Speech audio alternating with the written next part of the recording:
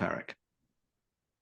Be'ezus Hashem, today's daf is Masechta Menachos Daf Ayin Gimel. We begin the new parak. Okay, so the new parak of, I think, seventh parak, and here we go. So we know every mincha, as you're well aware, is they throw a kamitza on the mizbeach. Let's say the mincha is silas, and the rest is eaten by the kahanim. And they're basically 10 different types of minchas, where you throw a kamitza, and the rest is eaten. The rest that's left over is eaten by the kahanim. So here the Mishnah begins. Let us make it bigger, even bigger. Okay, even bigger. Okay, let's see if I can do it this big. Okay, the elu menachos nikmatzos ushreim lakahanim. The following minchas, you take a kamitza, and the leftover is eaten by the kahanim.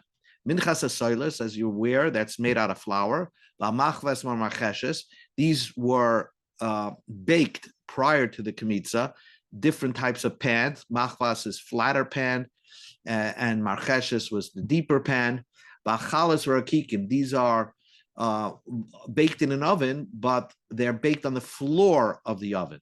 And one was a chalas, and one was called rakikim because you didn't make it with a lot of oil. You just smeared oil after you baked it on top of it. Minchas goyim, a goy that brings a mincha, you do a kamitza, and the rest is eaten by the kahanim. Minchas nashim, if a woman brings a mincha, again, you do a kamitza, and the rest is eaten by kahanim. Minchas ha'omer. The minchas ha'omer was a barley flour type of mincha. It's similar to silas flour, but silas is wheat. Minchas ha'omer was made from barley. Minchas choite. This is the mincha that if someone who's poor and did an avera, let's say somebody is very poor and did an avera, so if he can't afford to bring a sheep or birds, so he can bring a mincha to atone. Let's say for a shvuah, he swore falsely. Minchas kenois, and minchas kenois is the saita mincha, which we'll learn about. But anyway, that did not have any type of oil in there. It was just dry. So the Mishnah says that's the mincha. Now, one thing you have to know, and this is why I bring up this pasuk right on your screen. V'chol minchas koyin kol tieh lo yiseyachal. The Torah tells you that if a koyin brings a mincha, the whole thing should be burnt. But the Torah doesn't tell you should you do a kamitza. And so, according to the Tanakama, since there is no kamitza, kamitza, nothing is eaten by the kahanim. So the whole entire donation is put on the mizbeach. But comes along Rab Shimon. Rab Shimon says minchas koite shel kahanim. If a kohen brings a mincha because of a sin, again, let's say he's tumas migdash kedashav or he swore falsely. So what do? The koimitz karv lasma, you do a kamitza, and that you throw on the mizbeach, v'shirayim kreven latzman, and you bring over the leftovers by itself. So according to Rab Shimon, the point here is that the kamitza is not such a determinant if the remainder is going to be eaten by the kahanim. Sometimes you have a kamitza where the remainder is actually thrown on the mizbeach, and that's what if the kohen did a sin and he's bringing the mincha, according to Rabbi Shimon, you get a kamitza, plus the remainder is also thrown on the mizbeach.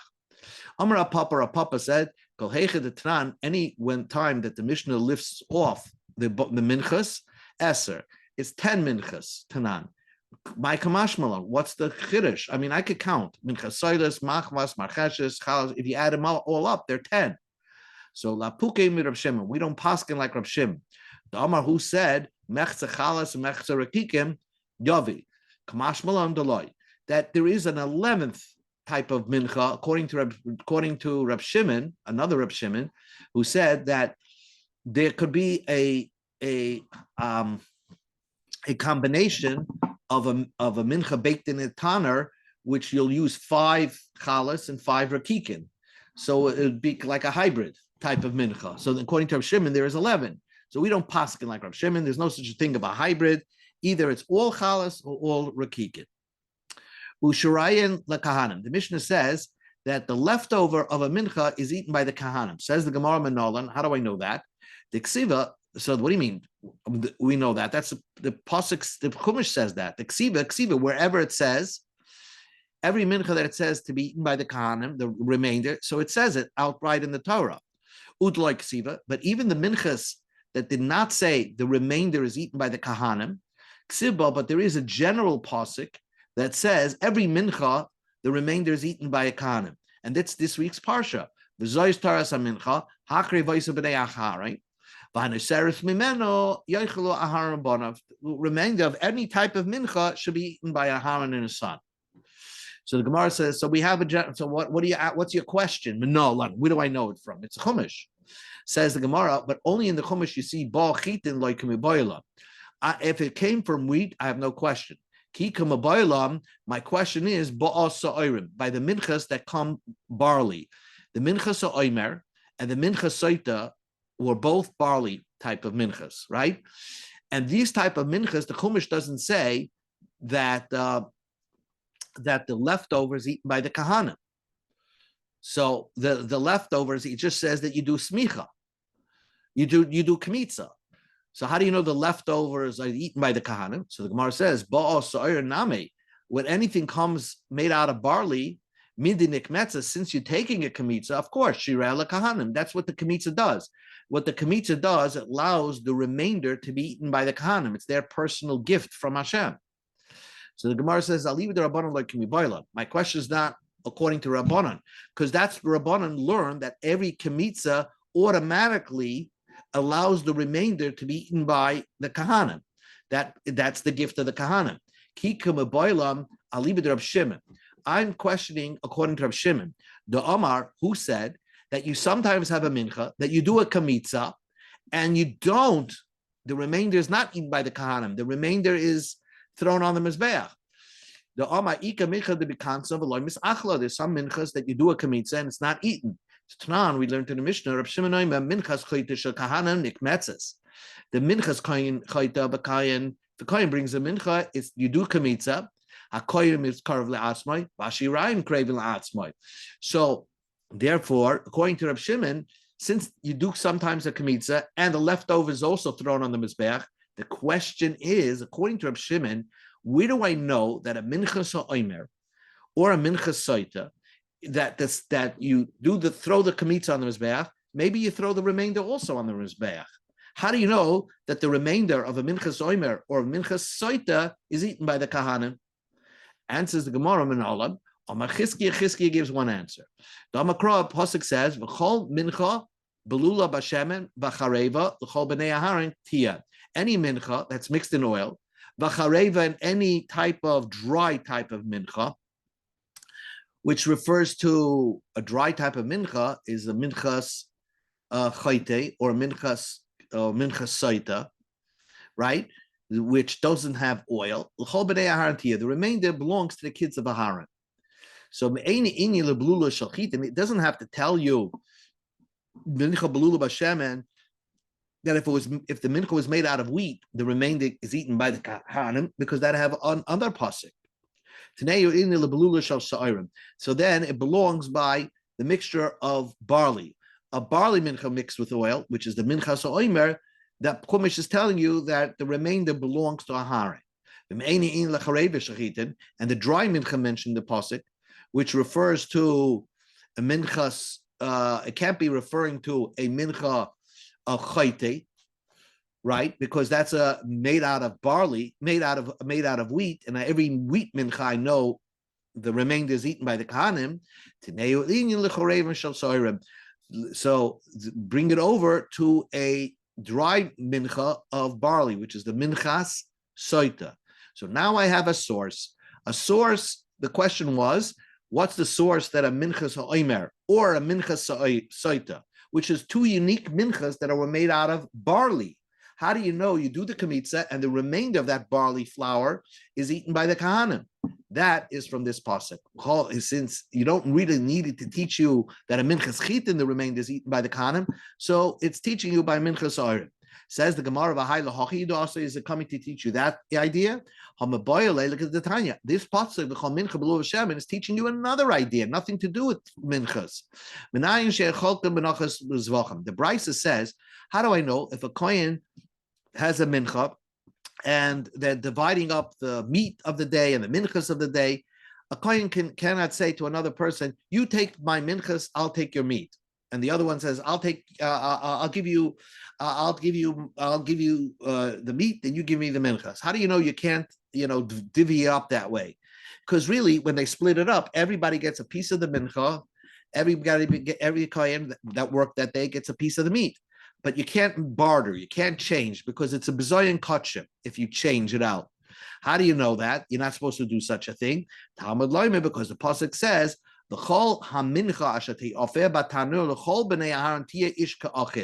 everybody has to get a fair piece of the mincha, and therefore, and it can't be bartered. Basically, it's supposed to be theirs, and they can't exchange it. No exchange.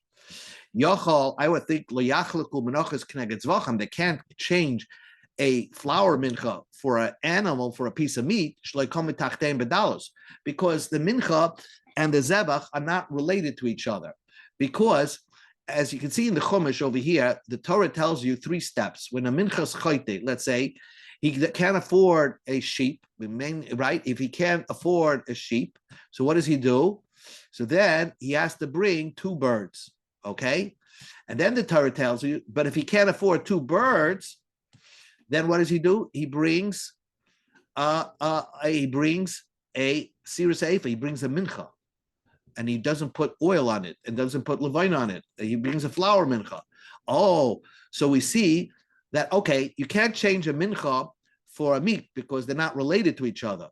But the Torah says if you can't afford a bird, you could bring a mincha. So I would think that a kohen who gets those 2, one kohen could exchange the mincha for a bird meat.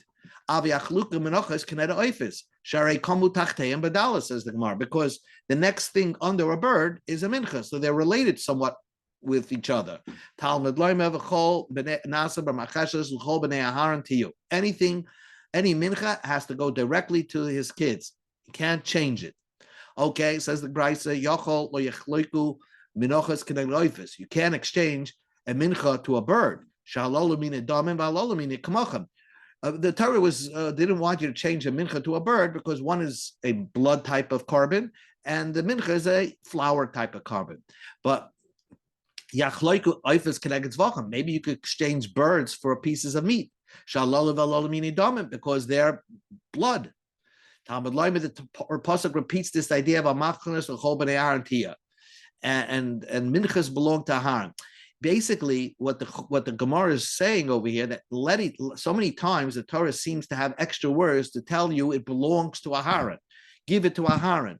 So basically, what the Chumash is telling you is that you can't make changes. Every person who's a kohen has to receive his gift, and he cannot barter it or exchange it with another kohen. Says the Brisa. So the Brisa says, Yochol lo yachloiku oifes keneged zvachim shalolu asyasim biyad valose asyasim mekeli aval yachloiku menachos keneged menachos she'elu ve'elu asim biyad. Maybe you could exchange one mincha for another mincha. You take the machves mincha, and I'll take the marcheshes mincha. That's what one kohen could do. Talmud Loimar, that's the pasuk that we quoted before. Chol mincha belula b'shemen chol b'nei Aaron tia. Every mincha has to go directly to Aharon. Okay, no changes. Yochol lo yachluku machves keneged marcheshes becheches keneged machves zuma se akoshim zuma se rakim. Ava yachluku machves keneged machves marcheshes keneged marcheshes. That pasuk only teaches you can't exchange 2 different types of mincha.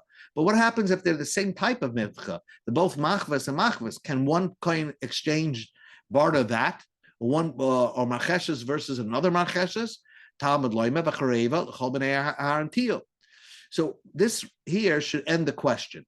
The question is, you told me that the source of a minchas ha'omer and a minchas soite gets the leftovers are eaten to the kahanim is from this pasuk over here. V'chol b'nei v'chol mincha. This pasuk over here. B'lu Hashem chol b'nei Aaron tiyov and v'charev chol b'nei Aaron.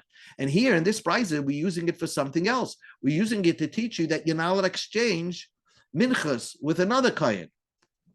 Just to finish the brisa says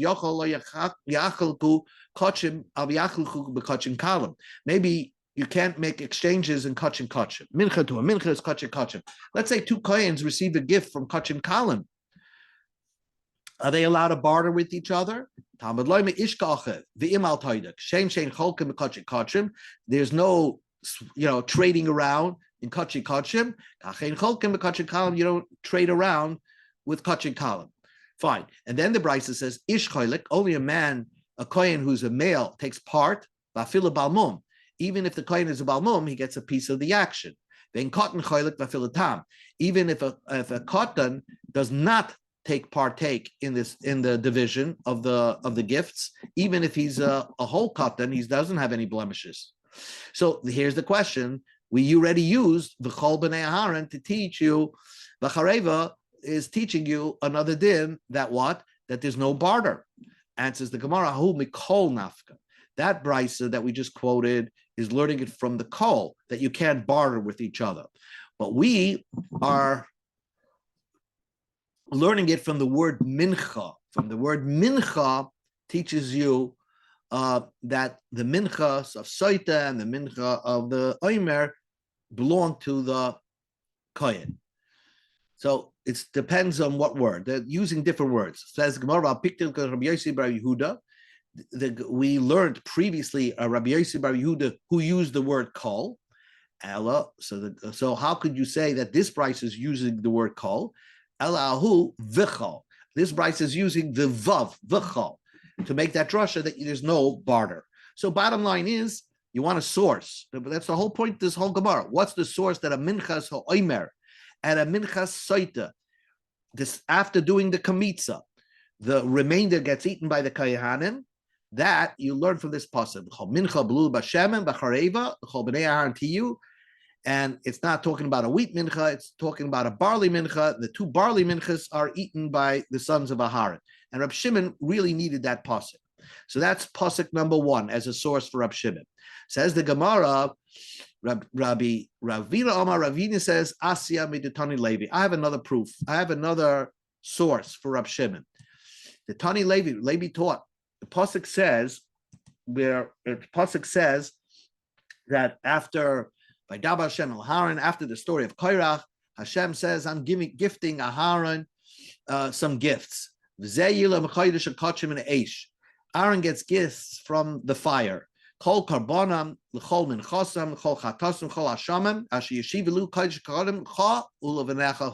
we see from this pasuk that Aaron and his family get the gifts from all the carbons that are brought on the fire. They get, certain parts of the carbon. Let's say a chatas, they eat everything. And in certain parts, they're gifted. So, but there's extra words in that pasuk. So we darshan kol karbonan, the rabish loik shemen shel shmitzora. There was a loik shemen of a log of oil that was, put on the ear of the mitzora, right? And his thumbs and his toe. And it was put on the proiches, but it wasn't brought on the fire. That extra oil belongs to the kahana. It's called a carbon. I would have thought that the kohen should not eat it. The Torah says the gifts are only if they were brought on the fire. Kasav Rachmana. Kamash Malam, that the kol karbonon, any carbon, even the luk shemen of Mitzayra, belong to the kohen. The chol minchasam, what does every mincha belong to the carbon? Belong to the kohen. The rabbis, this includes minchas oimer, minchas kanois. Like I said, the minchas soita, which is kanois, and minchas oimer, barley minchas, after you do the kamitza, they're gifted to kohen. Salkadaita kamita, I would have thought, that the kohanim only are gifted because when they're eating, they bring about a kapara. The minchas oimer is trying to be mater the new. It's not being their eating of the kohen is not bringing about an atonement. It's actually being mater new grain, and the minchas kanois is just trying to say if the woman did znus or not. It's not bringing about a kapara. So I would think that the kohen does not get that. Kamash Malam, that pasuk teaches you, and that's the source that the kohen will get the minchas oim and minchas kanois. Completing the brisa, chol chatosim l'rabas chatos oif.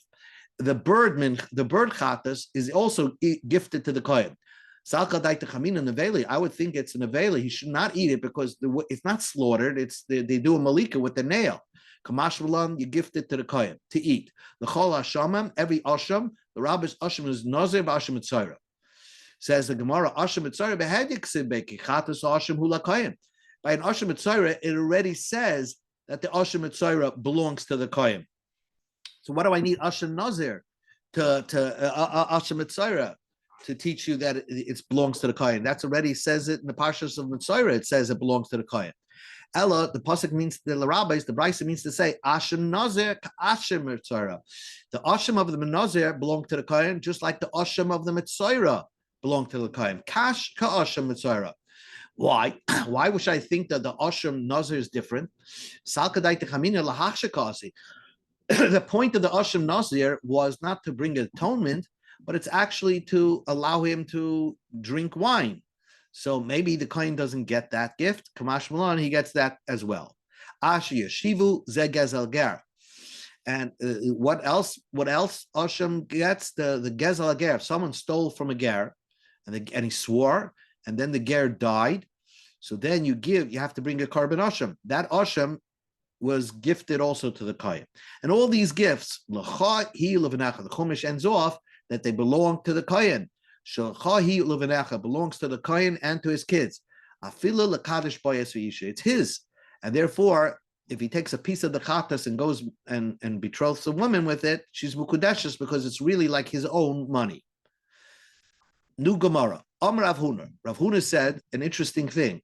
Shal me goyim. We go to Amabeis. Shal me goyim. If a guy decides he wants to bring a shlamim, and now what's a normal shlamim? The shlamim is that part of it is gifted to the kohen, part on the mizbeach, and the rest is eaten like you could take it back and eat it around Yerushalayim, right? You could take it back to your hotel. But if a goy donates a shlamim, oilos, the entire thing is burnt on the mizbeach. Iba yisei mekra, the iba yisei mesvara. If you want, there's a pasuk for it, and it makes common sense. Iba yisei mesvara. The common sense reason is goy libe l'shemaim. When a goy makes a donation, he doesn't want any part of it back. You see, he doesn't take a kickback. Lahavdil. He just says it belongs to the Eibishter. So when he means shlamim, he means that he wants to bring an oila. He doesn't want to eat anything from it. The iba yisei mekra. If you want, there's a pasuk. Asher krivu l'Hashem la'oila. The Torah tells you that and it's talking about a goy, called in mekarve oila have. Anytime the goy decides to make a donation, let's call it an oila. Where's that source of that pasuk? The pasuk of that is here. It says, "Daber lahav ish mi beis Yisrael ish even a goy ashi yakrivu l'Hashem la'oila." Here it is, shrivu l'Hashem la'oila. Whenever they want a makriv, it's automatically an oila. That's what this Rav Huna said. So Mosav Rav Chama Bar Guria asked the question, but goy, we have a brisa that says goy shisnadav la bishlamim nasnal Yisrael eichlen nasnal kain eichlen.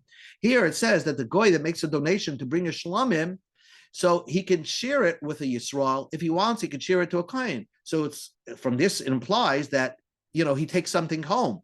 You give him the meat back to eat. So that's the brisa is a question. Amarava hachikama. The brisa doesn't mean that. He gives amanash chapa ben Yisrael eichlan. Amanash chapa ben kohen eichlan. The guy maybe owes money to the Yisrael or to the kohen. So he says, you know what? I'll pay for your shlamim. So the guy can make a donation for a shlamim on behalf of another Jew. So really, it's the Jew's shlamim. Or the guy can make a donation on behalf of another kohen. Maybe he needs a write-off in taxes. So, and the kohen could now use it as his regular shlamim. But this doesn't mean that the guy who donates a shlamim on his own behalf can eat it. So again, Rav Huna says that a kohen who makes a donation, no kickbacks. It's all carbon oil. It all has to be burned on the mizbeah. Masav Rav Sheisbi, our Mishnah, our Mishnah says that a goy could bring a mincha, you do the kamitza, and the leftovers belong to the kohen. So it's not like totally burned on the mizbeach. So the Gemara says like this, you're right. Omar Rabbi Yochanan, loy kasha, Rabbi Yosef Glili, Rabbi Kiva. It's actually a machlokes tanoim. The Tanya, we learned to the Brisa, ish, ma tamad loima, ma tamad loima ish. The Rabbis is goyim, shnoider nedavis, darim and nedavis ki Yisrael. So, Asher Krivel Hashem la'oila, ainli ela oila, shlama minayim. This Brisa clearly asked, how do I know a goy who can make donations to the Beis HaMikdash can make a donation of a carbon shlamim? The pasuk only says he can make a donation of an oila. Talmud Neumann nidreihem. All of you can make a carbon neder. So, which means he can make a shlamim.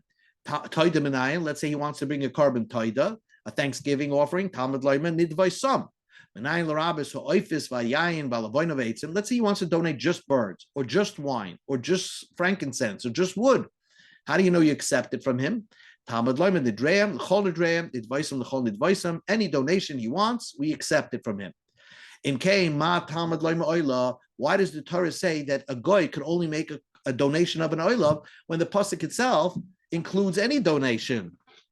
So answers Gemara, oila prat l'naziris div Rabbi Yossi Aglili. So Rabbi Yossi Aglili says that the oila excludes a nazir. An oila of a nazir, in other words, a goy cannot become a nazir. And that's what we're saying. Only a regular oila he could bring, but not a nazir oila. But everything else we accept from him, a shlamim and everything like that. That is the opinion of Rabbi Yossi Aglili, which is the opinion who is the author of our Mishnah. Rabbi Kiva is like what Rav Huna said. Asher Kriyul Hashem oila, eli ela oila bavad. Only an oila. So Asher Kriyul Hashem la oila. That only an oila was allowed to. Rav Kiva holds that a guy could only bring a korban oila. That's it. Says the Gemara, I pratlin naziris mahochanafke. According to Rabbi Yossi Aglili, oila excludes a nazir. I have another source that a goy cannot become a nazir. We learned Mahasam Nafka from another place. Ish kiyafli linda neder nazir lahasin. So we darshan Bnei Yisrael. Only a Jew noidrim could become like a nazir. They ain't a goyim noidrim, and a goy cannot become a nazir. So why do I need, according to Rabbi Yossi Aglili, 2 psukim that teach you a goy cannot become a nazir? So the Gemara says simple. If I just had that pasuk, have a mina carbon hu de from the pasuk, I would think from the pasuk of oila that a nazir can't bring the oila, that a guy can't bring an oilas nazir. I will think that he just can't bring a oila of a naziris chala aleo. But I would think that the naziris would take effect. He just doesn't bring the carbon oila. Kamash malan. That's why we need this pasuk that he cannot even attempt to become a nazir. Okay, so then that's where we'll stop over here. So again, we have a machlokes tanoim. We have a machlokes tanoim of can a goy donate a shlamim? According to Rabbi Yossi Aglili, yes. According to Rabbi Kiva, no. Okay, we'll stop here. Oh yeah, thank you.